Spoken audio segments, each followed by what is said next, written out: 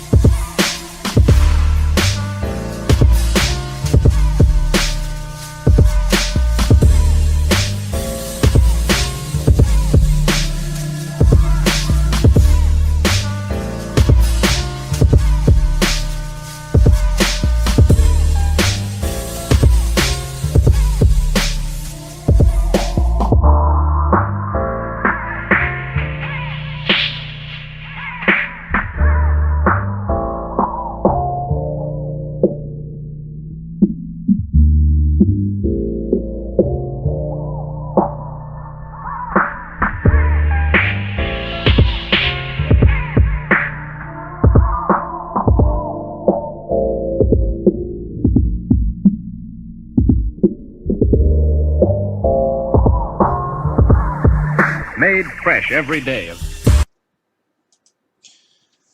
What's going on, fam?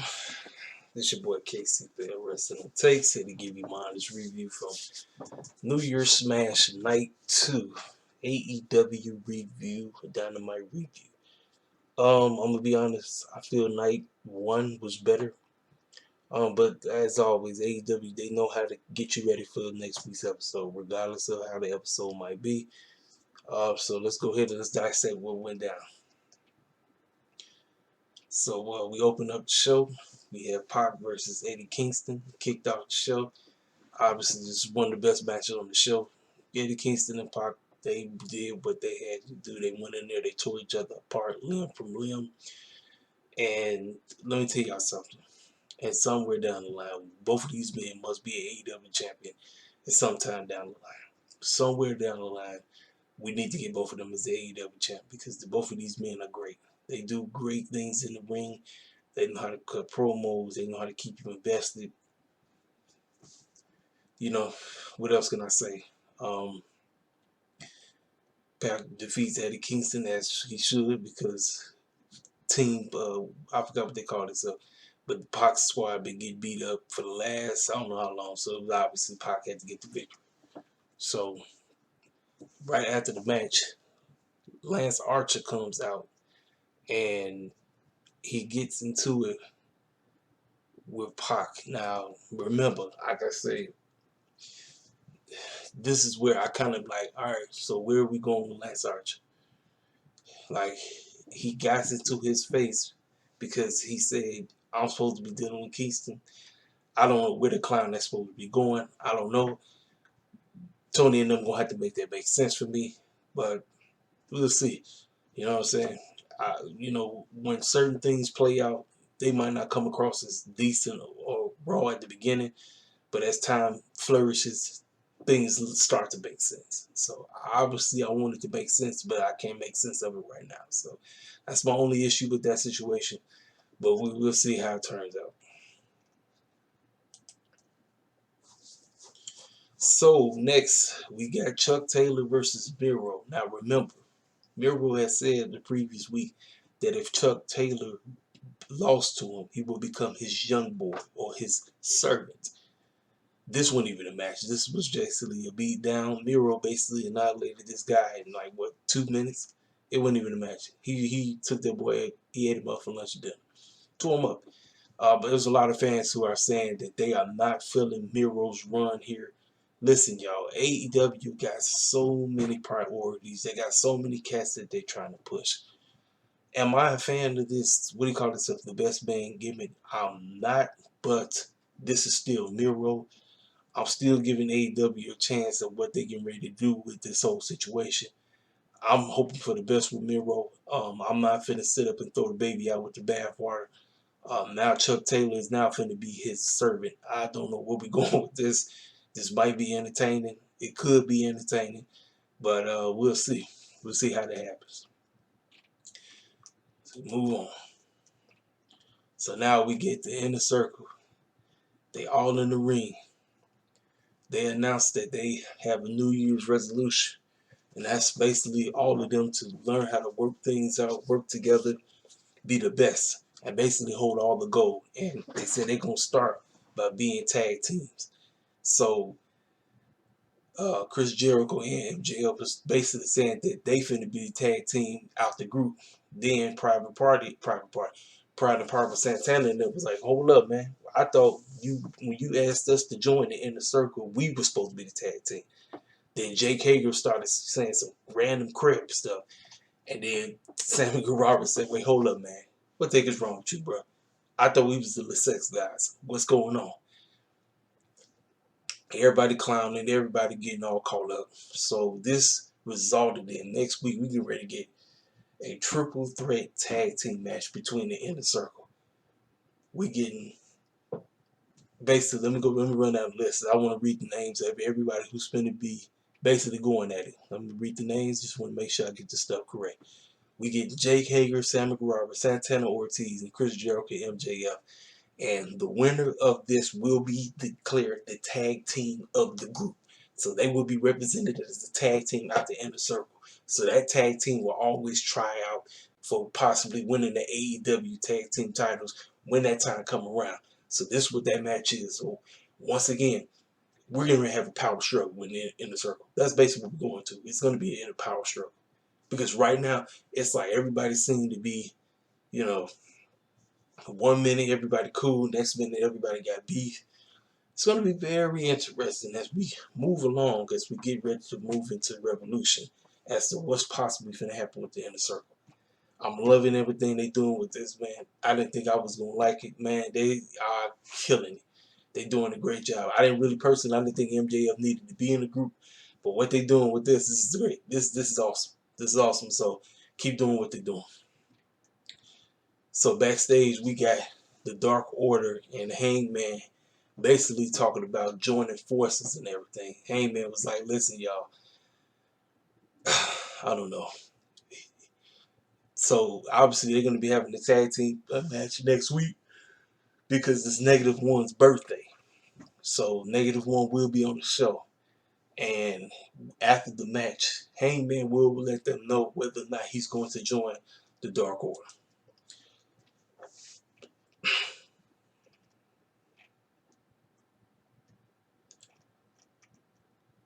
So now, hold up, did I skip? Hold up. Oh no, I ain't skipping nothing. Alright.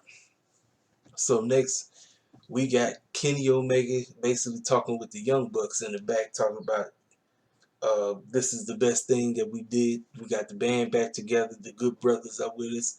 Don Callis with us. We all doing great things, and I'm going to basically call you guys out because you guys are my friends. And we're going to do the right thing, right? So that's what you thought it was about to be. So it was a triple. It was a 6-man tag team match. Now it was supposed to be Kenny Omega and the Young Bucks versus this up and coming new guy they just signed, Danny Limelight, and the Varsity Boys, which is Griff Garrison and Brian Pillman Jr. Well, Kenny came out there.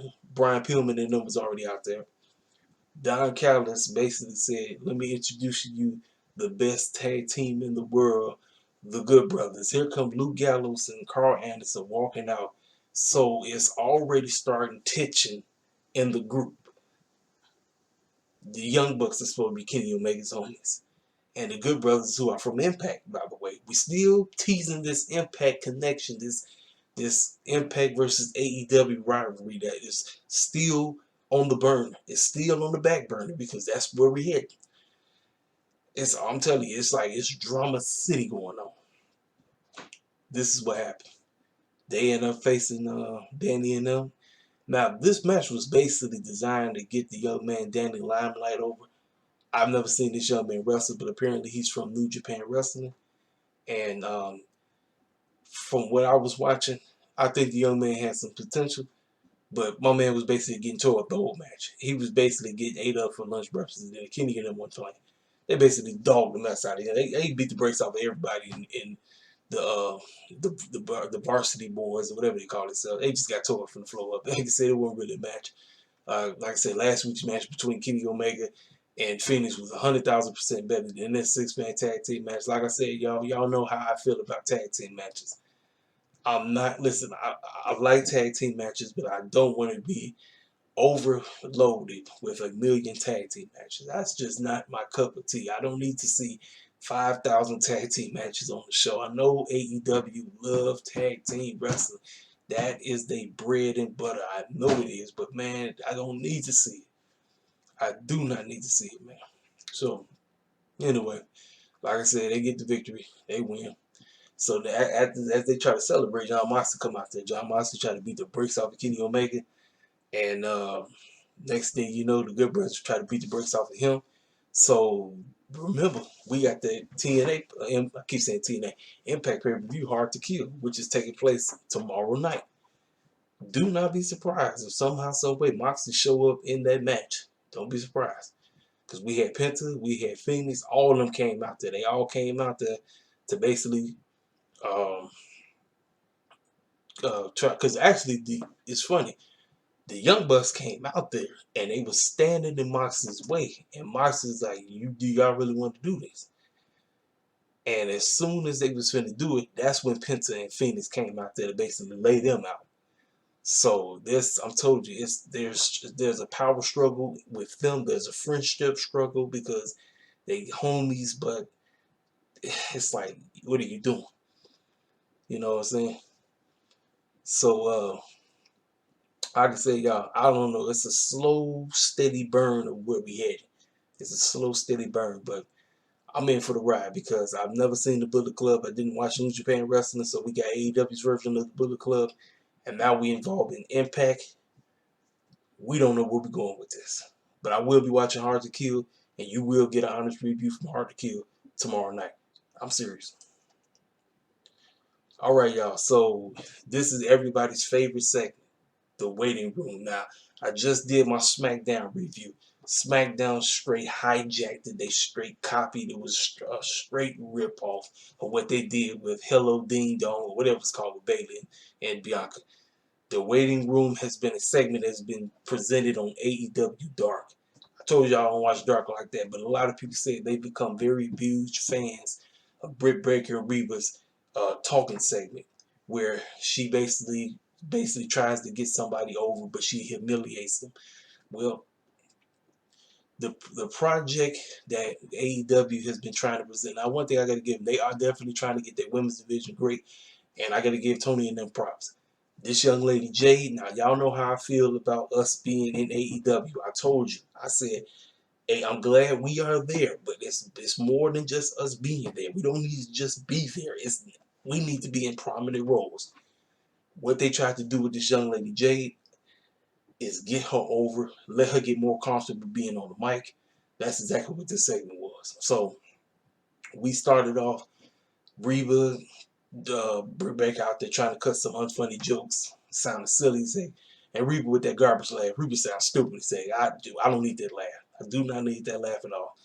But they introduced Cody. Now, you know Cody got to have his pyro, right? Well, the girls basically lit some sparklers, and as he came through the door, and it also rang the doorbells the same exact way, hello ding dong, just like on SmackDown, they had the doggone little sparkly thing so he can come through and everything. So the whole segment was, like I said, was basically talking with Cody, and they said congratulations to Brandy on getting pregnant and all that stuff.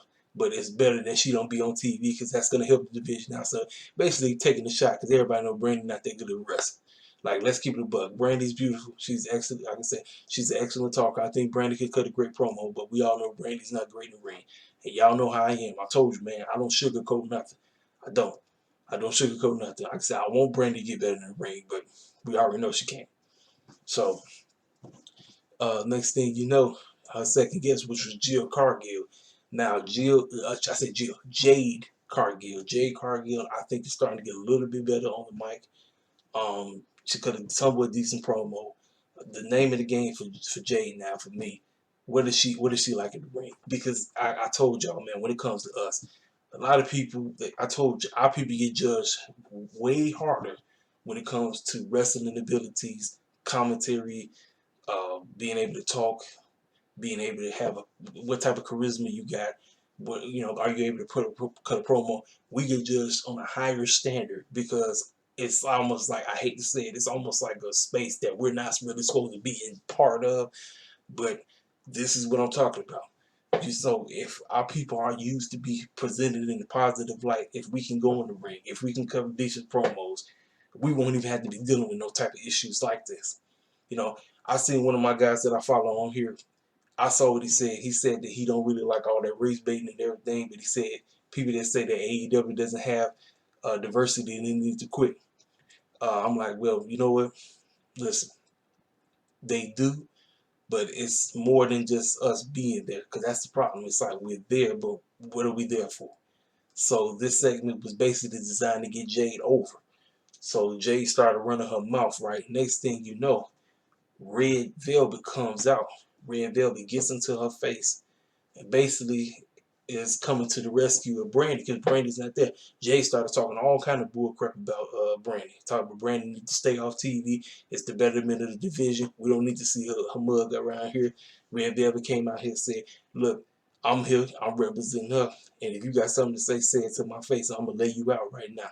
So obviously, Red Velvet is going to be her debut match. Now, we know Red Velvet can go. I've seen the young lady. She can go. It's unfortunate my girl got to take a Red Velvet can wrestle. She can wrestle her butt off. I just want to see how good is this Jade girl going to be. So they started getting into it. Cody started trying to hold them back. Next thing you know, everybody, all the wrestling fans that were sitting in the audience was just wrestling themselves, just jumped into the scene where they was shooting it at. Now the scene reminded me so much. Now I did not watch the Golden Era slash the new generation version of the WWE or WWF. But if y'all remember the barbershop segment where Michael's turned on his homie Janetti with the dude with the scissors, beefcake guy, he had the scissors. That scene, the weight room, kind of reminded me of how it was set up. It reminded me so much of that. So, like I said, the waiting room, I think this is something that's great for Miss Britt Baker. I am rooting for Miss Britt Baker to get better in the ring, because we already know she will become the AEW Women's Champion. We already know that. You might as well sign that. It's bound to happen. You know it's bound to happen. But anyway, that girl was basically taking selfies while all the commotion was going on. I said the girl needs to quit. I don't know, she knows she crazy as Beelzebub, but overall, like I said, it was I didn't okay, here's the deal. I didn't like all I mean, to me it was too chaotic. Like it was decent, but it wasn't decent. You know what I'm saying? I feel like it could have been so much better. So then Thunder Rosa came out the woodwork. You got to remember, Thunder Rosa has beef with Britt Baker. So next week, those two, actually, no, they're going to be having a match at the beach break or whatever. They're going to be having a match. So she came out there to try to, beat the brakes off of her and everything. Actually, no, I'm wrong. She popped up on the screen. I'm sorry about that. She popped up on the screen. That's what it was. And then Britt Baker was like, what is she doing here? Like, you know what you're doing here. You got beef with her. You know what I'm saying? So this match is basically designed to get Britt ready. Thunder Rosa is supposed to make her look good. That's the name of the game. We know Thunder is losing. We already know that. But the name of the game is make Britt look good. Britt is supposed to be the next AEW Women's Champion. We all know that the women's division has been the downfall of AEW. We know that. I feel like time now, they're starting to push it up. They're starting to put more forth of an effort. I wish they did that with Sheeta, because sometimes I feel like Sheeta's an afterthought. I'm serious. And I personally think Sheeta's the best woman wrestler there. But that's your champion. And you got my girl Serena Dewey, which I'm about to talk about next, who seemed to have more of an importance, even though she ain't the company champion. She got another company's title that's being used to help promote the women's. Now, we know Serena is the coach. We know that. That's why she signed with AEW. She's the one that's teaching all the girls how to wrestle. And I think, what's her name? Alondra Blaze is back there teaching it. I think she's a coach. And also, I think Dustin Rose is a coach, if I'm not mistaken. So it is time for the ladies to get better. I'm talking about all the girls. I ain't just talking about one. I'm talking about all of them. Because I want the women's division to be up to par. I want the women's division to be great. I'm serious. Like I said, the men's is great. I want the women's to be great. I want everything to be neck and neck. I don't want one to be higher than the other. Because at the end of the day, everybody always talk about equality all the time. Man, look, I want it equal for everybody, regardless of race, regardless of background, regardless of whatever. I want it, gender, whatever. I want everybody to get their shine, because that's how we have a great show. When everybody's getting their shine and everybody doing a great thing, you're going to have a prosperous show. So kudos to Tony and them for doing a great thing with this segment. Could have been better, but anyway. Let's talk about Jungle Boy and Marcos. A lot of people was mad as heck because it wasn't Luchasaurus. Y'all, I feel like Luchasaurus and fell off, man. Luchasaurus was that next big thing, but that hamstring messed them up, because I think they were supposed to be getting them tag team titles when that certain push had popped off for them earlier, like early 2019 going into 2020. They were supposed to get that push. But because his hamstring happened, they got pushed to the back burner. So we got Jungle Boy and Marco Stunt going against FTR. They didn't really give us no type of explanation to what they was fighting for. We just know they had beef. FTR been calling them out. Marco Stunt, he talk about, man, Lucha, let me get your spot. Listen, y'all, Marco Stunt, I feel like Marco Stunt is just, he's like their mascot, but he's really not. You know what I'm saying? And Marco Stunt, listen, Marcos, the one thing I gotta give, he gives you an effort. He gives effort to what he does. Marcos Stunt can do certain things, you know what I'm saying, because of his size and everything, but this was the opportunity. Like I said, it's time. What are you planning on doing with Luchasaurus and it's time? Because we already know Jungle Boy is the standout out the group. Jungle Boy is the standout out of all three members of Jurassic Express. Oh, and salute to them. Like I said, they was playing my man Baltimore Tarzan Boy, because that's his theme song now. They get Tony Khan got the rights to it. Salute to them for doing the right thing for that. That's great. But you already knew FTR was winning this match. Was the match great? Yes, because FTR is going to do everything in their power to make. They're gonna make Jungle Boy and they're gonna make Marco Stunt look great. That's what they do. That's what their job is. Their job is to make whoever that's in the ring with them look great. To this day, FTR, my favorite FTR match is the matchup they had with DIY at the I think it was at Takeover. It was one of the Takeovers. But and I wasn't even a fan of them. I was not a fan of at the time. It was called the Revival. I wasn't a fan of them, but that matchup turned me into a fan of them, because obviously they love tag team wrestling. And the name of the game, every time they get in the ring with whoever they facing, they job is we want to get our opponents over. Even though we're going to beat them, even though we're going to make them, we're going to hurt them, we want to get them over. And that's a salute to both Dash and is it Dax and Cash? I think Dax and Cash. Salute to the both of them, man. But FTR gets the victory. So moving right along. So now talking about Serena Deeb versus Taya Conti. Now this match was designed to get Taya Conti. Now Taya is somewhat connected with the Dark Order, because she's best friends with Negative 99, which is is it Negative 99? Anna Jay. So she was representing the Dark Order. Serena Deeb is the NWA Women's Champion. She's the head coach. She's the one that's teaching them. 16, 17 years in the game. This match was great because it got Taya over like crazy.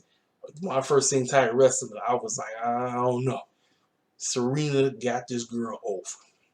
There's promise with Taya Conti. It is promise. And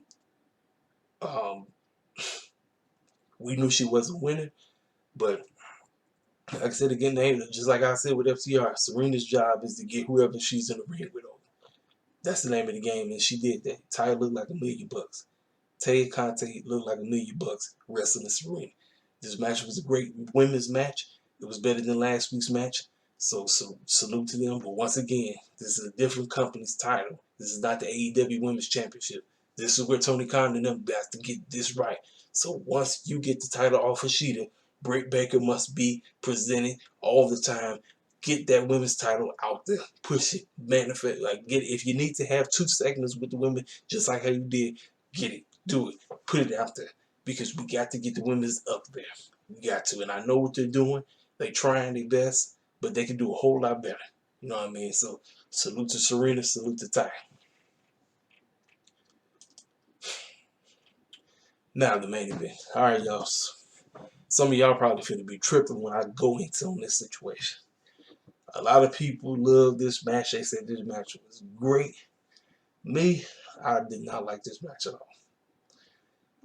I was thinking that we was going to get Darby and Bryan both giving us a back and forth.